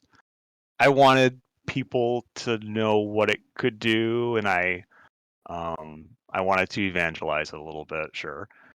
Um, but then like as I said before, like it just let me do things that I had never been able to do before and forced me to think about things in different ways. And like that's what I wanted out of a project, at the time that I started Heartland. And I guess Eternity was just the way to enable all of that for me. Sure. It is Yeah. interesting. Like a lot of mapping is comes down to what port you play in the most. I think because I mean the reason I Right. don't like I love UDMF. I think UDMF is a really cool format. It does a lot of really interesting stuff, but like I'm not as much of a fan of GZ Doom as a port in terms of how it feels when you play. Like it doesn't feel like Doom to me, I Mhm. guess. So Right. that's why I tend to build Boom stuff for the most part. And it sounds like for you, it Right. was more about, well, I'm playing in Eternity all the time, and this is how I like the game, and then it does all this extra stuff, so it just made sense. Right. Yeah. Yeah. Absolutely. Mhm. More than anything else. Yeah. Yeah. So I guess when I think about like a Skillsaw word, that's more so these days, I suppose, than like your very early stuff, obviously. But I think of like they're sort of like the AAA release for the Doom community. They're like, when you play a skill set, what are you gonna get like a polished product when you play it? And I suppose I wonder if there's like a bit of pressure to stay within certain lines when you design your stuff, in order to sort of maximize their appeal. I guess. Um. Boy, that's a chestnut. Is this a hardball? Sorry. Yeah, a little bit. Um. Okay. So I will say, as far as staying between lines, I think we just kind of talked about Eternity, right? And I think for most people that was just like out of left field. And I Yeah, think that's definitely I, true. I, de- I deliberately, like, maybe not deliberately, but I knew that I was, giving up audience, that I was like making it less, quote unquote AAA or whatever Yeah. by by doing something that was like kind of out of left field like that, and like I was completely fine doing that, Okay, yeah. because like I think you're right. Like there is I feel a lot more pressure from this like mapping hobby than I feel like I should. And Mm. having some and just doing something that is like I know that less people are going to play this. I know that less people are going to be critical of it because they're just not even going to bother opening it.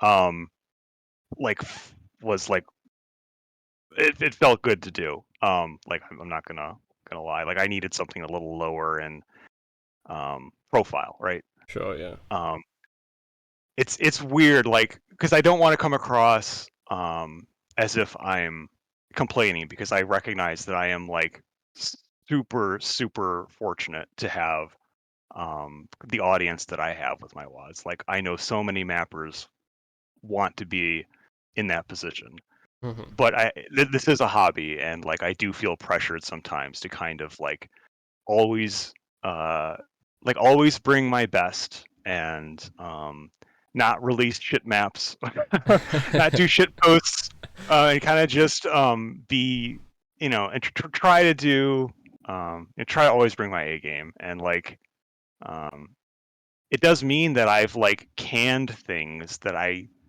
want to do, just Hmm. because like I know people would call me lazy, and for kind of delivering something that wasn't up to their what they expected from me. Like Yeah. one example, I've always wanted to do, and this is dumb. Like no one wants this. I've always wanted to do an episode 1 replacement in the style of Knee Deep in the Dead, and I've just never done it But because I everyone does know it. if I released it, um, I would get a bunch of comments like, you know, from people I don't even know about like how this is lazy, without really considering that I just like want to. It's just something that I want to do, right? Yeah. So there's pressure, and I need to learn to just kind of let go of it and just do what I want. And I think Eternity, or working with Eternity, was part of that. Yeah. And I've been mapping for so long, and like if someone wants a AAA Skillsaw release, like again, those are your words. If someone wants a AAA Skillsaw release, they can play Valiant, they can play Ancient Aliens. Um, Maybe one day there will be another, but like I'm also cool just um, keeping things a little lower profile for a bit, because again, yeah, pressure is the right word, Yeah. I think and it's not between. something. Sorry, you go. Yeah, I was just saying, and that kind of pressure and stress is just not something I can always deal with in like a hobby like this. Yeah, exactly. Right. Um, I was just gonna say between AAA and minimalist, I've thrown out a couple too many buzzwords. I think we had Yeah. synergy at one point. Right. It's a Yeah. buzzword. Yeah. Um, yeah, I mean, I definitely understand what you're talking about, and I suppose I put that question to you because for me, recently I've been thinking, like, I've talked to a couple of people about potentially just like releasing some maps under like a pseudonym on Doomworld so that I don't have my name attached to them, and then I mean, I can see like you see like different reactions to your stuff because your name is in there, and also there's no pressure to do like anything in particular. Yeah. That's a good idea. I should totally do Yeah, that. and I think So now every new mapper is gonna be like, oh, is this the is this is this skill the set? Skillsaw alias? Just so we get something No. obvious like skill uh, skill hammer. power tool enthusiast. Yeah, I think that might be Skillsaw. It's got like a Stew Boy thing. He didn't change his name. It's got his Right. soundtrack Right. attached. Like, okay, well, I think we might know. But yeah, Yeah. yeah, I think Haste was that for me. Like we kind of just threw stuff together super quickly, and that was really enjoyable because I think I made those while I was sort of trying to polish up Fractured Worlds, and I just threw like these really quick maps with like basically vanilla textures down, and it is really fun to just sometimes make stuff uh completely like aside from what you're working on currently. Yeah. Like I feel like sometimes like I just need to do some like dumb speed maps or something. And I Yeah. suppose there's plenty of avenues to join that and not like feel any pressure or any um Well, any. regret for doing some crappy map, but for some reason I just haven't been joining those speed mapping sessions. I used to do like 32 and 24s and you know, the whatever it was called, Tango TV is what we used to call it. Oh yeah. And a few others. So Abyssal speed mapping sessions too. I did a couple of those. Yeah. Yeah. I mean, I think you do see that naturally. Like if you look at a wiki page for someone who's been around for a long time, as they release their own bigger stuff, you see them take part in less and less community projects, and I wonder if that kind of pressure of like, oh well, if I release something, it's got to be up to the standard of what I last released. You know, once you get a little bit of a profile or whatever. Yeah. So it ends up being, difficult to commit to things, and that's just on top of like just the natural course of life, just getting older and having more crap to do. Oh yeah, absolutely. That happens to all of us. The boring stuff, yeah. Yeah. I saw, because Dario Casali recently came back and he's been recording some Doom stuff, and he played through Valiant, and there was like a little Doom thread about it, and I saw that he mentioned to you, like, I guess he was questioning why you never got into level design, and you talked about how, I can't remember exactly your comment, but just that it didn't really seem like it was for you, or it was too high pressure, or something, like you didn't want to turn a hobby into work, perhaps. I was just wondering, like, have you gone through those motions in your head of like, what if I wanted to get into game design and like learning like another engine, or has any of that been something you've considered at any point? Like sometimes, yeah. As far as like, so I like professionally, I am a software developer. So I've dabbled in things like Unity and other various game engines that are out there, just to see what they're like, because it would be cool to kind of make my own little dumb indie game. Again, it'd be another way to kind of just like blow off steam and not really feel any pressure. Yeah. But it's not something I've really delved into too deeply. So, definitely something I want to explore. But as far as like working like in a game studio or whatever, like doing it as a career, like in the corporate world, I just don't think I could do it. Right. Yeah. Being beholden to someone else's kind of creative, or not even someone else, but some company, some entity that doesn't exist.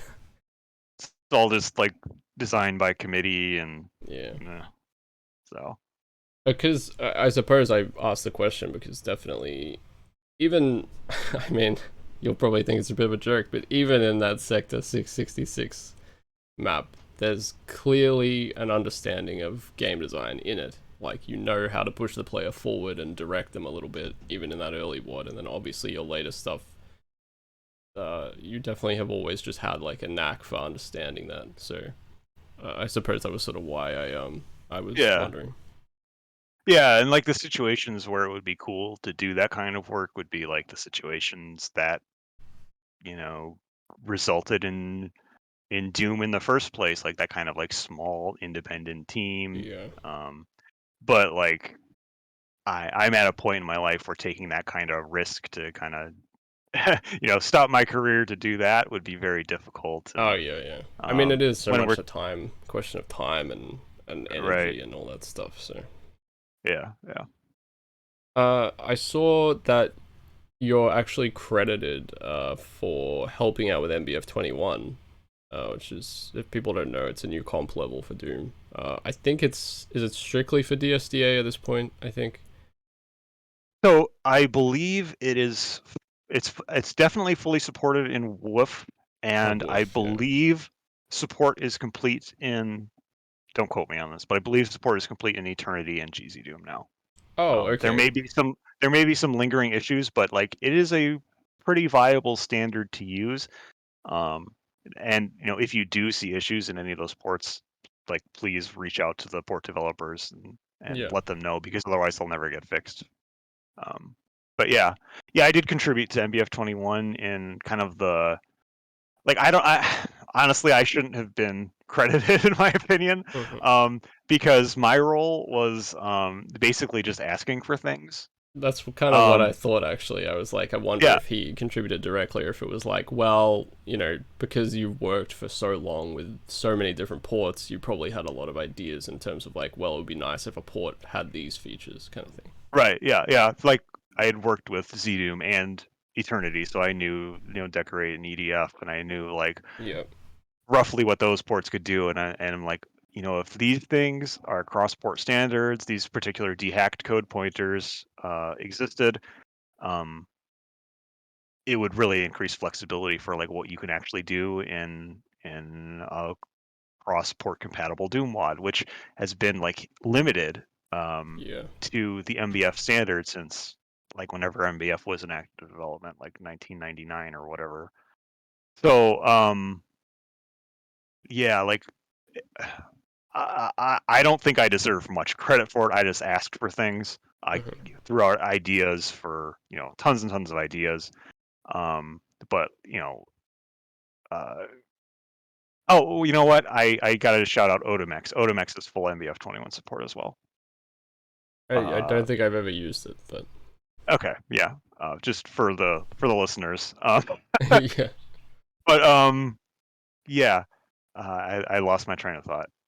Oh, I was just gonna say, Craft Lab and Zazer and Altazimuth and Alex Max and all the more programming types. Mtrope did all the tooling for it, so like if you want to do um, MBF 21 dehacked, like Deco Hack is awesome and it Oh, fully supports it. yeah. Well, I'll talk about that in a Uh, second, actually.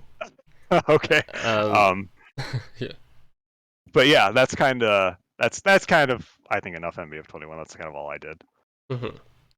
I guess because I feel like your mapping career has almost felt like you trying to find the right port with the right amount of limitations for such a long time. Do you think, like MBF 21 is looking like it might be something you want to work with in those terms? Oh, absolutely, yeah. Like I'm definitely gonna make something for it at some point. Yeah. So Okay. unless I'm crossing my fingers here, what I really want to see, I don't know if it's gonna happen, but I really want to see is like an ongoing MBF version update, like MBF 22, MBF 23, et Mm-hmm. cetera, et cetera.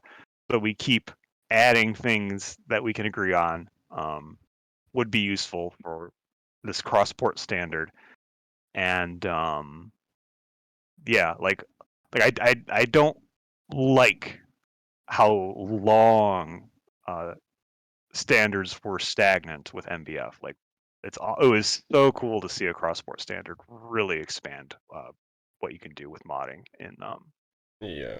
And well, yeah, MBF, the original what was it, comp level 11? Is that what it was? right, yeah. It's it was always cool, but it had, I think the infighting was the Infighting fundamental was the big one. flaw, yeah, that made, Hmm. because there were a lot of things which MBF 21 fixes that because even back when I made Entropy, I wanted to do stuff like music changes and things like that, and Hmm. MBF already fixed that. It fixed the music change problem, and I believe it fixed pushers and pullers not working correctly Okay. and friction and stuff like that. It did all that, but I couldn't use the port because or I couldn't use the comp level because the infighting, specifically with cyber demons, is horrific in comp level 11. They Yeah. will just Yeah. retarget the player consistently over and over again. Yeah, it feels really bad when one of them just snipes you after you set up a nice infight with some barons or something. But Yeah.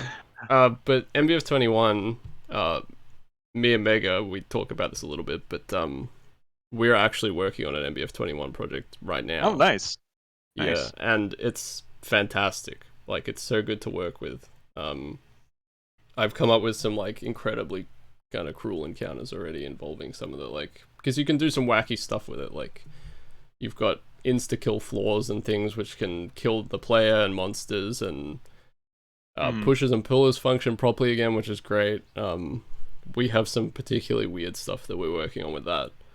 Uh, do you already have some ideas that you want to work with the port? Um, yeah, I got some stuff. I hesitate to say too much. Well, yeah, you don't have to go into details, but I was wondering if But you were already kind of producing things specific to you, MBF21 now. oh yeah, I have a basically a project that's been under like false start mode for like a year now. Mm-hmm. With MBF21, I've done tons and tons and tons of dehacked for it, Oh, and I that's have great. lots of cool things working. And I just gotta like get my ass in gear and like actually start building maps. Like it's something I'm super Yeah. excited about though. So yeah. Well, the deco hack thing that you mentioned earlier is one of the greatest features. I think it's not technically part of MBF21, is it? It's sort of like just a little add-on, like plugin kind of Right. thing. It's tooling for all dehacked, and that just Yeah. includes MBF21.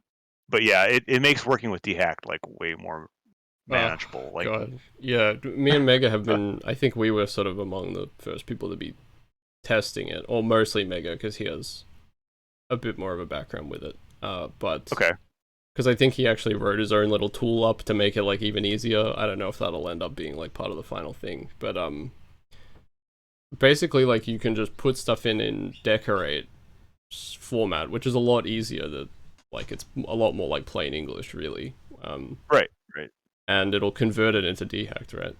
So That's exactly what DecoHack does. Yeah, it yeah, makes it so you can essentially makes it so you can maintain dehacked as if it was a code base. So you can make changes to it without, because essentially dehacked is just like a list of states for monsters and items, yeah, and like how they're linked together. So state 30 goes to state 31, goes to state 32. Dehack or DecoHack and the decorate syntax hides all those numbers from you. So if you make changes, it doesn't negatively affect other things that you don't expect, mm-hmm. by abstracting all those numbers away from the user. And that's like where its power is. It makes it super maintainable and super like super easy to read, as you said. So like I love it. I will probably never go back to doing dehacked any Yeah. other way. Well, I mean, Wackhead is generally what I've used Mhm. to edit dehacked, and it's an old program. I'll say that much, and Yeah. it has some pretty fatal crashes and things as well. So for me, something like that, because I had actually like I've done nothing that I've really released, but I've done UDMF work in the past and worked with Decorate, and I always loved it. One of the things I Mhm. really liked about working with that format.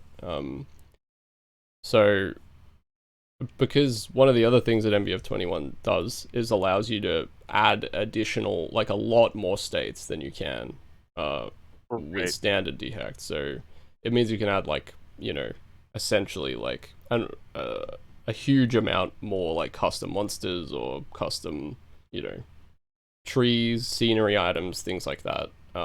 And being able to do that in combination with DecoHacked has been a much more enjoyable experience, I'll say, than if we had to use Whack-It or something. Yeah. Yeah, absolutely. And not to take anything away from Whacked, like I used it a lot, but and it served its purpose, but yeah, DecoHack is the future. I think so, yeah.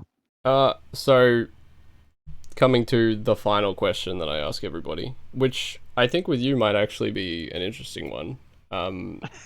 What is your favorite monster in Doom and why? And is it a you know, monster in Doom, or is it one of the custom monsters that you created? or is it the suicide bomber? Yeah, exactly.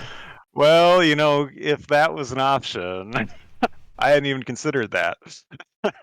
You can add an Uh, addendum. I'll allow it. uh, okay, well, And in brackets.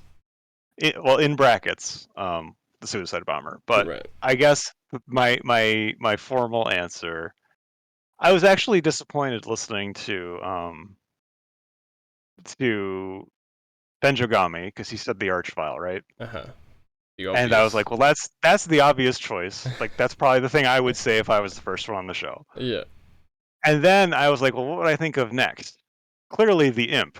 And then Scotty comes on and he's like, oh, it's the Yeah. imp. That's my favorite monster. I'm like, what the hell? Well, I, yeah, I was sure I was going to be the imp guy. I was really surprised that it was indeed the imp for Scotty. Tourniquet's answer is pretty good, actually. People will be Okay. interested when they hear that one, but that'll be in a couple of weeks. But yeah, don't spoil. Don't I spoil. won't. But yeah, I'm gonna go. Again, for the sake of variety, and because a little bit of nostalgia, I'm gonna go with the Mancubus. Oh, it's a good one. When I was a kid, the Mancubus was my favorite monster. So I thought he was just the coolest one aesthetically. I loved trying to figure out what he said when he shot.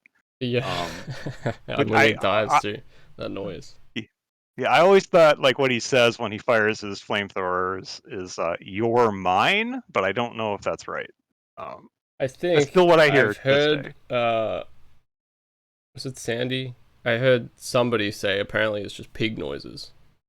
Oh, The so it's not even Mancubus. English. I don't think so. Oh, I think it's a bunch of pig noises. Yeah, put together. well, yeah, it that's actually kind of Is disappointing this because like ruined? Do you want to retract? yeah, no, I'm still going with the Mancubus. Okay.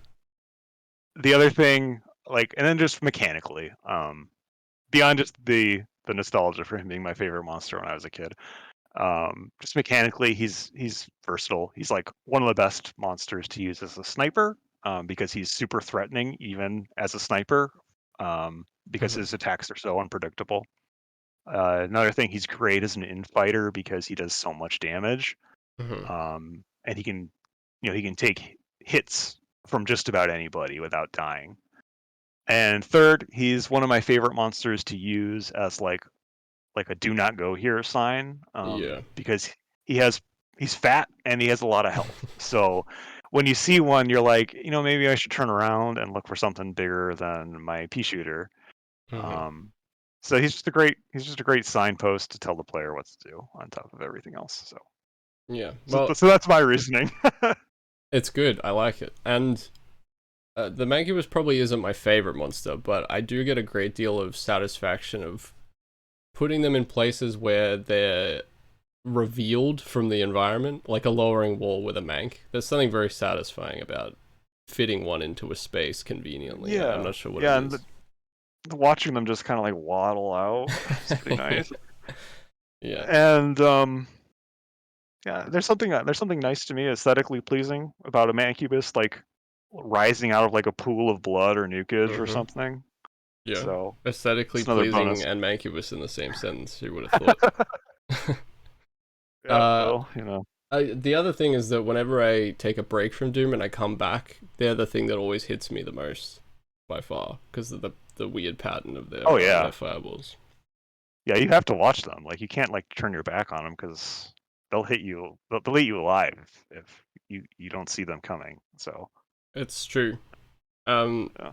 so yeah, I mean, that brings us to the end. Thank you so much for being on. It was great. A lot of really interesting insights, I think. Obviously, Yeah, very thanks. good questions from me that helped. Yep. Yeah, thanks for having me. This was a lot of fun, and yeah, Yeah. maybe we'll do it again. Yeah, and I keep saying, the 300th episode when after my Right. Audible ad, and then Skillsaw will come on again. But yeah, Sawdust 2 coming to a theater near you, obviously. It's gonna be a new release, I'm sure. GZ Doom only. Yeah, yeah. No, you gotta pick a new port. Doomsday. Oh, okay. It's time to Okay. go back. 3D monsters and Doomsday. That'll be the one. Yeah, I hear those 3D Mancubus are pretty nice. Oh yeah, perfect. Well, we'll see you then when that happens. So yeah, thanks again, Skillsaw, and I'll catch you around. Yep. See you later.